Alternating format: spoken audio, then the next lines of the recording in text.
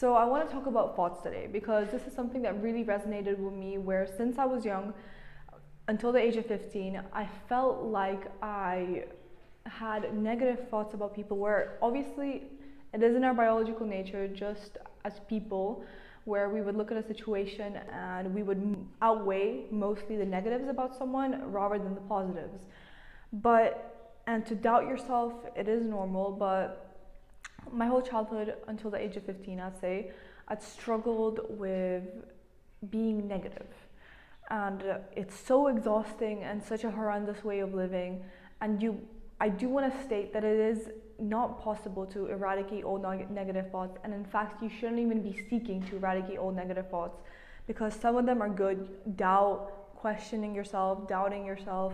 These are normal things that us as humans experience. So trying to completely eradicate it isn't doing you any harm, and also is just unrealistic. But you can try to minimize that. And I feel like I've changed my way of thinking, where now I look at situations and I don't stress completely like I would, I used to. When there used like a problem arise, it would like take me out. I would not be able to think, I would not be able to do anything. I would just be stressful the whole time, and I feel like I wasn't really solving the problem. I was just kind of making it bigger and bigger and bigger. Jesus the Son. But how I changed my way of thinking, it takes time. I want to state this right now. You cannot expect to change your habits that you've built upon years and break it overnight. The same way you build these habits, the same way you're going to have to destroy them and build new habits.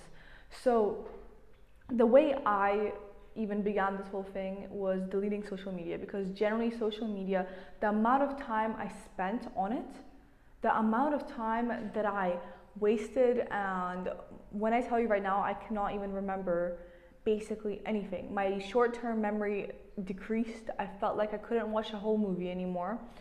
When I go on it, I feel tired, and it's like a repetitive cycle of where you feel tired, so you feel like you don't want to do anything, so you're just like, what should I do? So you just continue scrolling on social media.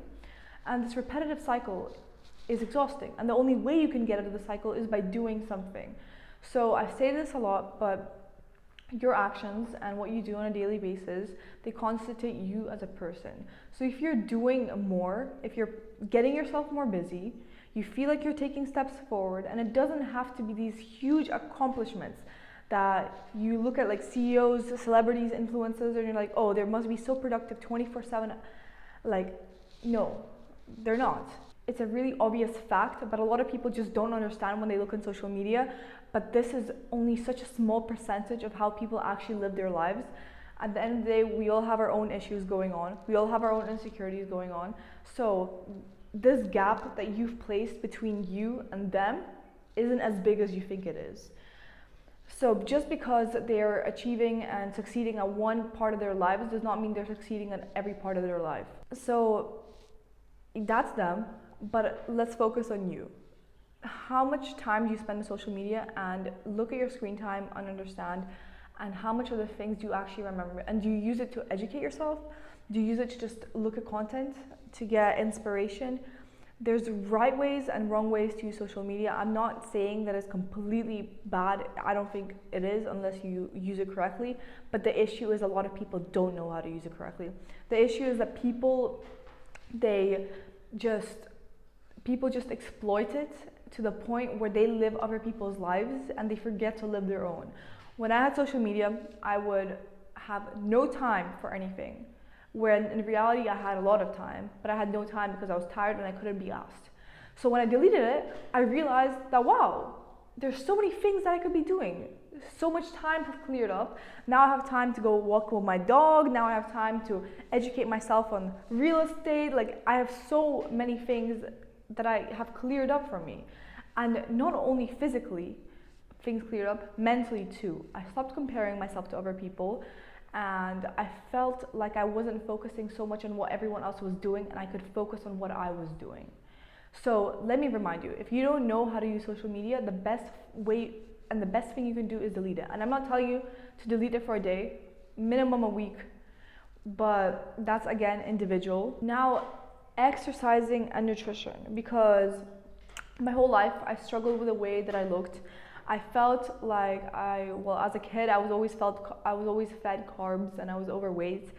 So I really had to control it myself, and my mind was like, at the start I was like, I couldn't change, like this is just how I am, like I just have to accept it, look in the mirror and lie to myself, telling me that I'm beautiful. And yeah, there's another sector of how important is beauty and how much of it does it matter and how much of it is you. And the reality is your beauty or your value isn't as much as you think it is, and there's other things about you other than that. So remember that. And I know that me saying this isn't really going to help your insecurities, but what I'm saying is that you have to realize that. And when you realize that, the importance of taking care of yourself nutritionally and physically, so just your health, you know, a lot of people, it's really convenient to just feed yourself junk food. It's really easy, accessible, but the effect it has on your mental health, and it makes you tired, makes you drowsy. When you put bad food in your body, you feel like, even subconsciously, because a lot of these behaviors, they happen subconsciously. We don't even realize, but a lot of our habits are automatic. The things we do, the things we say, the things we think, a lot of it is automatic. So the only way you can change that is by changing your actions. And when you change your actions, such as nutrition and going to the gym, they subconsciously have an impact on you that you don't even know yet.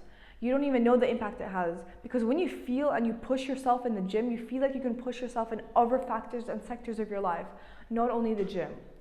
Then it is taking care of your appearance. I never cared how I was perceived when I went outside. I was always just like, whatever, it doesn't matter what other people think. But it's wrong. Making connections, or also being social. I used to be like, let me just focus on self-growth, let me socially isolate myself. But I was wrong.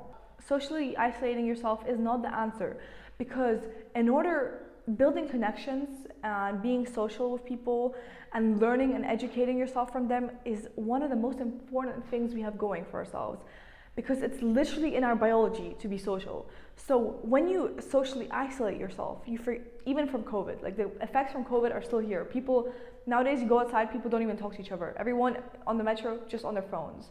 So what I would force myself to do is I'd force myself to talk to strangers, because I was really uncomfortable with this after COVID. It just makes me feel uncomfortable. But I realized that I have to seek being uncomfortable in order for myself to grow. So I know this sounds like really cheesy and like really inspirational, but generally just making yourself go out of your comfort zone, and not even with being social and just limiting yourself, but also running 10 kilometers when you don't want to, working when you don't want to. Like, these things, they build and build and build up to each other, and you feel this impact on you subconsciously, and you feel happier. There's more dopamine, you feel endorphins, and you feel like you can just wake up in the morning. And also sleep, like the importance of sleep. I'm gonna link down documentaries below and podcasts that I would recommend, but basically educate yourself on your nutrition, your health, because this is generally one of the most important things we have going for ourselves. And the impact it has on us subconsciously in our heads is insane, and you don't even know that. So nowadays, you go outside, everyone, you look at them, they're feeling drowsy, constant mood swings. I'm on a lower carb diet. I feel more mentally clear. I feel like I'm not mood swinging as much, I'm not napping as much. So all of these things, I need you to understand that your actions, and even the ones that harm you, they all have an impact on you subconsciously. And maybe not even subconsciously, but most of it is. So decide what you do with your day and build on that. Doing to-do lists, that generally helped me a lot. When I started planning my days out when I went to bed, I felt like I could get up in the morning and I knew exactly what I had to do. And that made me feel more focused. That made me feel like I'm working towards something. And I went to bed knowing that in some way of my life, I made a step forward. So Jesus the Son, but If you have any questions, and I'd love to continue talking about this, please do comment down below, or you can drop me an email. So hopefully you enjoyed today's videos, and remember, it is in your control. You control what you do every day, and what you do every day builds you up as a person and increases your confidence, or it can lower your confidence. So hopefully you guys learned something today.